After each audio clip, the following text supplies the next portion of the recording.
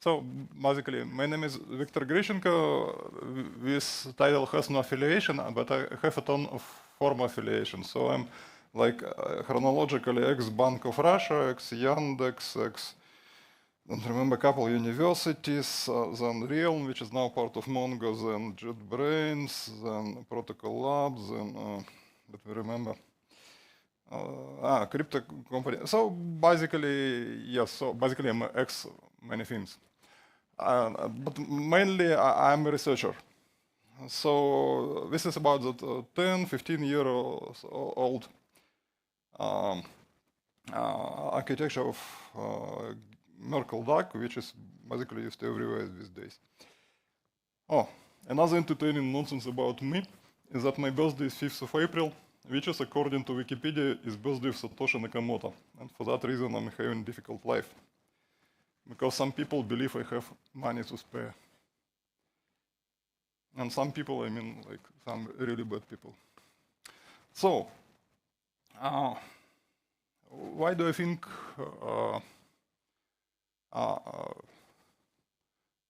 one second. It only affects the small screen. Okay. So what else should I say? I just returned from Japan. It was quite a nice trip. I planned it like south to north to follow the wave of sakura blossom, because it depends on the how to say it, geography. It was quite nice.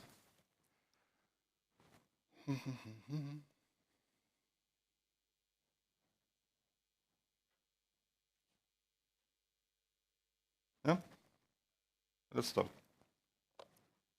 Hello. Yeah. As you already have heard, Victor is a longtime veteran CRDT researcher, and he's here to talk about should we be improving upon a 20-year-old. Well, I'll let him explain. He's already up to speed. Go ahead. Thanks. Thank you. There's also the QR code. So we all know this diagram. This is a diagram of, I don't know, maybe blocks in a blockchain or maybe commits in Git. And they reference back using hashes. Actually, this cannot be blockchain because obviously it is a DAG and not a chain. Yeah, so this must be Git. Yeah, so we all know this architecture. It is taught like everywhere, but the idea is like, what is the problem? I mean, everybody can go into their .git folder and subfolder objects to look how it looks like, how to say, technically. There is a block explorer site to see those blockchain blocks of different blockchains. So we all know this architecture. What are the upsides of this architecture? Obviously, all the data is covered by one hash, so we have like bit precise fidelity that all the data is the right data. That was the breakthrough, because revision control systems before Git, they didn't have that feature. So in theory, you can hack the server, then adjust some source code, and introduce some vulnerabilities, for example. And second, you can reliably sync it incrementally. You can download new blocks which you don't have. Check their hashes, check their point to the right history, and that way synchronize to the rest of the system. Bit precise. That is a good part. What are the not good parts? I mean, we had like 15 years to understand what kind of problems can we have with this architecture. First of all, it is accumulation of no longer relevant history. For example, Git repo is humongous. It has like history back to the first commit, which most of the users, 99.99%, probably never need actually. Same applies to all the blockchains. They have history to the beginning of time. Well, in many cases, some managed to trim it. Then the other problem, accumulation of suit or cryptographic sediment. These are hashes and signatures which are no longer meaningful, but still we keep them because they affect the resulting hash. and the resultant signature. For example, if the same party is signing the blockchain like 100 times, only the last signature is significant because all the previous signatures, they sign basically a subset of the data with the same key. So the value is basically 0, but you keep them around because they affect the resulting hash. So this is the problems. Finally, blockchain is a log of changes. Like the basic model for all distributed databases, data systems, data synchronization is a replicated state machine. We have some deterministic state machine.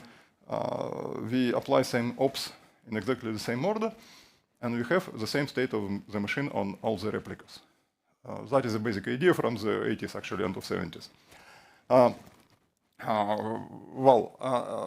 In case of blockchain, we take essentially a database, make it decentralized by splitting it into a state and a log, and the log we make into actual blockchain. We hash and sign it, the log, and the state we derive from the log. Same as in the original model from the 70s, but we don't actually, in most of the cases, we don't actually verify the state. We sync the log, not the state. That is my point. So we are talking here about databases in a very broad scope. I'm not talking about consensus because it is a different humongous topic. I'm talking about databases. One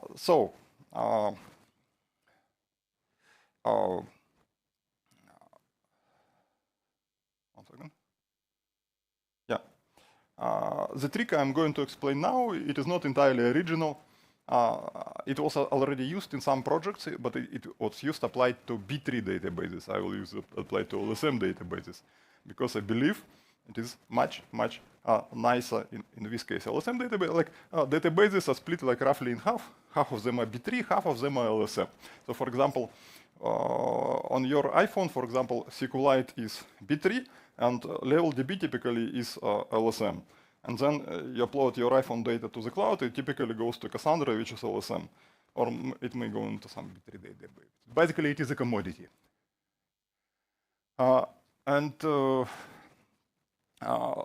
I'm trying to do here, I'm trying to take not the very basic abstract model, log of changes in state, but go a little bit deeper into structure of the database and apply cryptography deeper at much finer detail and produce some useful result out of it. Actually, I'm describing an ongoing project. So LSM inner workings are pretty basic. You have mem table, which is like a mempool. These are recent changes. And then once you have enough of them, you dump them into a SST file, which is just a sorted file, key value, key value, key value, key value. And this is the key building block like of most databases, key value store. To ensure that you don't forget your mem table, you also duplicate it to write ahead log. They contain the same data, typically. And once you plant these SST files, periodically you compact them, because once you have too many, you have to like search all of them when you need something. So you want to be like, I want to have like 4, max 5 of them, maybe 7, but not 10 or 100, because I will have to check everyone. So periodically these files are compacted. We take a bunch of small files, basically parallel pass them, and merge them into one big sorted file. And this way database compacts. Also, all the data that was deleted gets purged on compaction. The project I'm talking about, it is also based on CRDTs. It is using RDX, CRDT data format. It is like JSON, but it always merges. You can always make a patch. You can always merge a patch to a state or merge to states and so on and so forth. And the good part about this particular variation of CRDT, it fits into constraints of LSM merge operators. Basically, in the very heart of LSM database, there is a merge operator, and it can be CRDT. And we made one project already where we install CRDT into an LSM database. It is a database named Chotki. Basically, it turns any commodity LSM database into a CRDT database. So you can branch it, you can merge it, you can do all the things. Then, 1 second. So this log say separation, it is part of the very, very basic model in the very, very basics of computer science. So you can see it everywhere. I'll skip this. Everything. Git has it. All of them have it. So basically, the key trick that is needed here to have all the good consequences which I want to achieve is to compact these SST files deterministically the same way on every node. Because normal LSM databases, they compact based on how many free cores they have, how many space on the disk they have, whether the load is high right now. So basically, it is highly non-deterministic. And the idea to make it highly deterministic, to make all the nodes compact the same. So once applied with the same changes, they will compact it the same. They will produce bit precise, identical state of the database. Not the blockchain, not the log, but the state that users actually read it will be identical. That is the idea. I mean, there is one intermediary step. In the case of blockchain, we rely that we hash verified the blockchain, and then we have some trusted code base which produces the state identically on all the nodes. So we have trusted code base. In this case, no.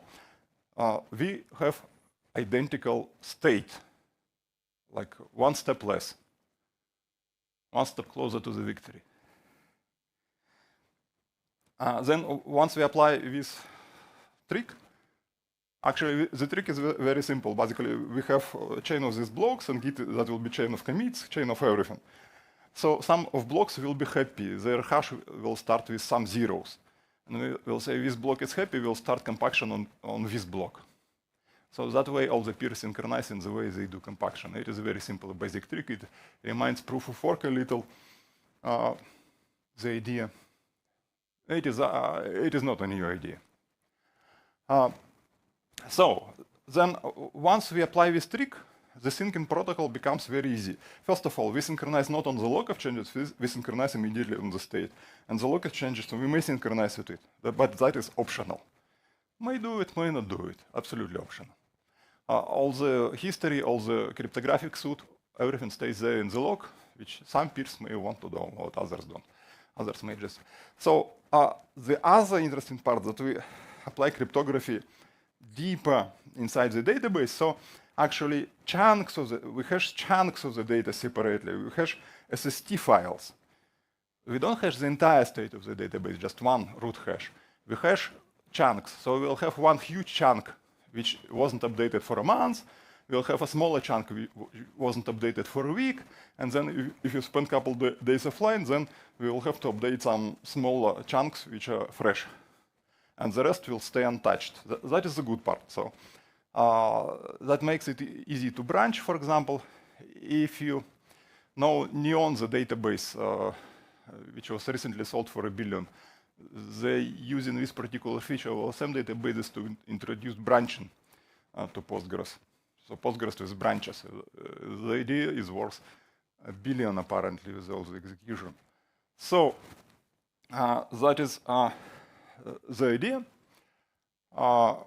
And then once we have state, we synchronize the state. So we ask which hash is the current. We synchronize the state. We have hash of the state at the beginning of everything. We don't rely on some trusted code base. And downloading the log is completely optional. But once we downloaded the state, if you want to stay updated in real time, we keep downloading the log, the actual blocks or the actual commits. Why not? Because we can verify the log, we can verify the state, absolutely. But the log is optional. Actually, the state is also optional. We may choose. We have 4 options. Verify nothing, verify one, or verify both. So that is the architecture.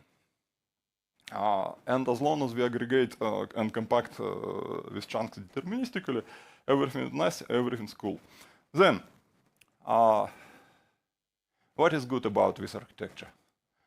That original Merkle DAG or blockchain is actually highly optional. Like in a regular commodity database, we have write-ahead lock basically in every database. Only the smallest embedded databases don't have the lock, write-ahead lock. And often even those databases have it as an option. So like in every commodity database, we can discard the old log. So like with Merkleized database, it becomes very much like a regular commodity database, some sort of convergence, right? All the features like a regular LSM database has, but we have all the integrity checking by Merkle hashing signatures and so on. Then a good part that old suit is completely optional. We don't even look into it. Then catching up is very efficient because we may download the log, we may download 0 blocks, or we may download aggregated changes. We can download the delta, which is already aggregated.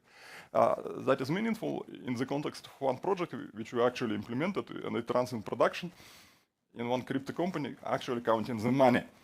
And the good part about counting the money, they increment counters all the time. They increment money counters, limit counters, quota counters, tons of counters. So the good thing, they have increment one counter like 100th time of seconds, then they can compact it and send it out. So your data changes, they're suddenly 100 times more compact, just because you aggregate the counters. That is the good feature. And there are many good features like that in this architecture.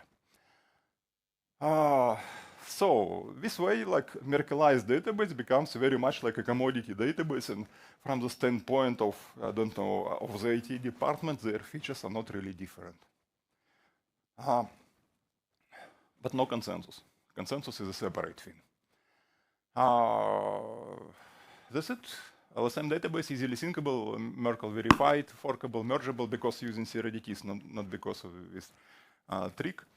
So what not to like.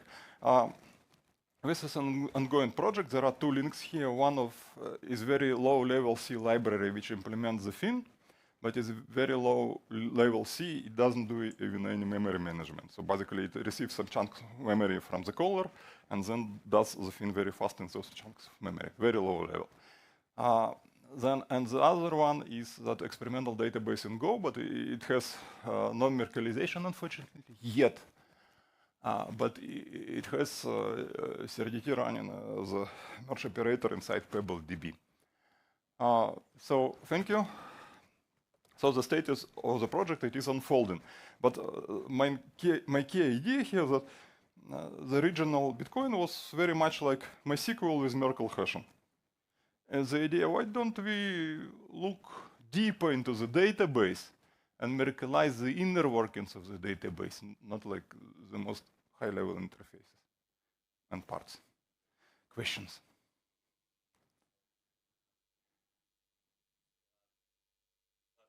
Time for questions. So if you scan this QR code on the top right side of the screen. Please, because I cannot see the faces from here, so I'm very interested in questions. I have no idea what the reaction was. It is like all black to me.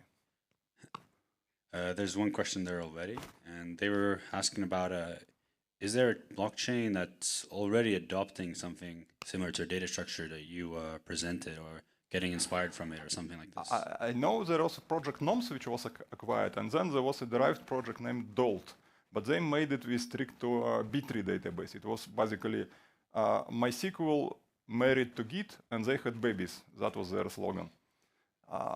But LSM database has that advantage. Basically, it better fits this approach, I believe. But I'm working like on a database and a revision control system, which I believe will be like proof of work, but it will show that these things work. So you may have like Linux kernel repo, which is like not gigabytes, but maybe like hundreds of megabytes, something like that. But that part of the project is ongoing. There's another question here now. Is the data structure provable, specifically on EVM on chain? I don't understand this question. It is Merkle data structure. So basically, all the data is covered by a tree of hashes in this sense. What do you mean by provable? Maybe if someone is in the audience and this question. You may do Merkle proofs, like proof some local piece of it by making a chain of hashes, uncle hashes, right? If you mean that. You can shout from the audience too. You may, for example, have like that big SST file which has all your data, which is maybe a terabyte, but you only download from S3, you only download several pages which have all the data you need. And then you may actually construct Merkle proof to prove these pages are correct and they match the root hash, but that is a trivial exercise. If I understand the question correctly, most likely I don't. Would someone like to add some refinement to that question?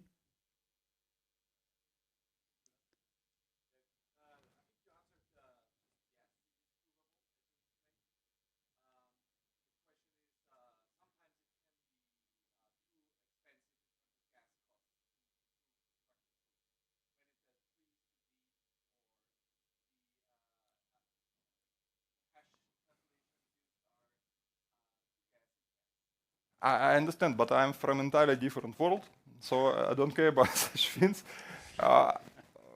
In my world, CRDT world, like everything branches and merges all the time. So that is like the main trick of CRDT, so you can merge everything. So for us, fork is not some, like world-ending tragedy, but fork is like, like branches in Git actually much, much cheaper than branching in Git.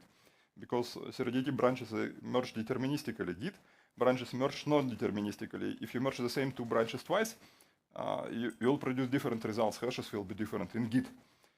In CRDT, if you merge the same thing any number of times, it will merge deterministically to the same hash.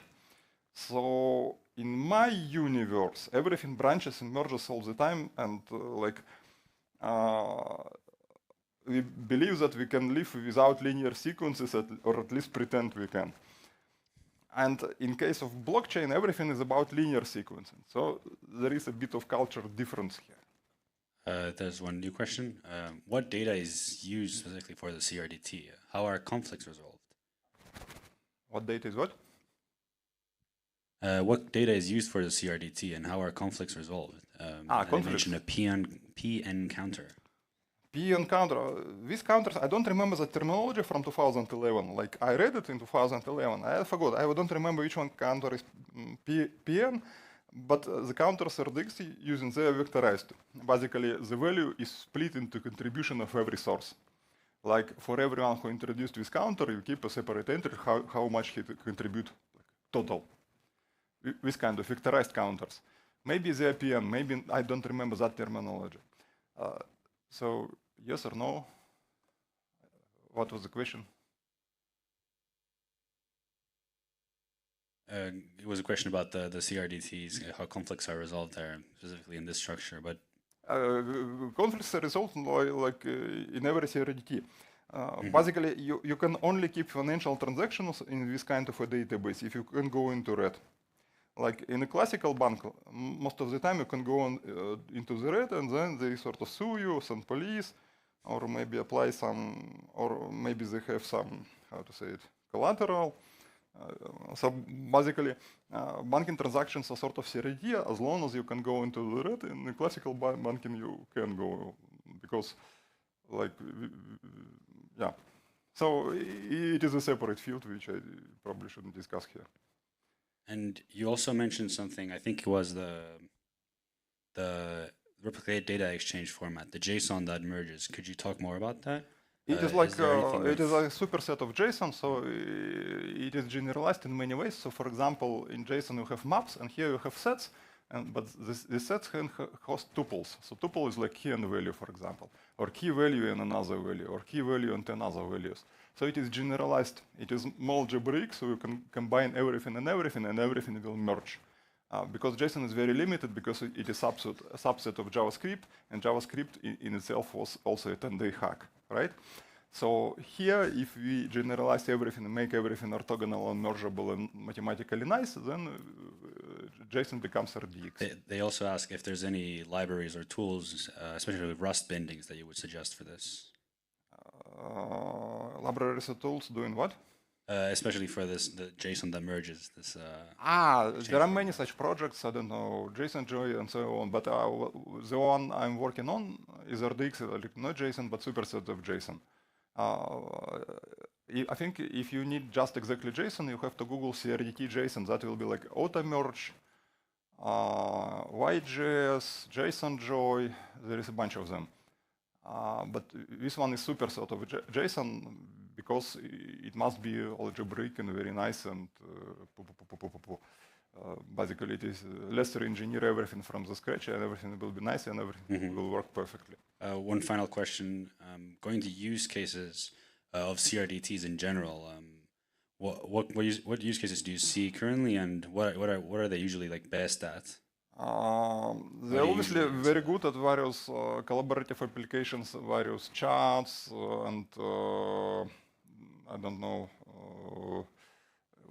what is the proper term for linear application, for example, various groupware, task management, collaborative document editing. Actually, as I said, classical banking is CRDT, assuming that everybody can go into it and this problem is resolved somehow differently. I don't know, by shooting the debtor if he doesn't pay, something like that. Then it is a CRDT. In case you need debit cards and spending limits, then it is not a CRDT. Okay. Thank you for your talk. Welcome. Thank you for your time. If you had any specific questions,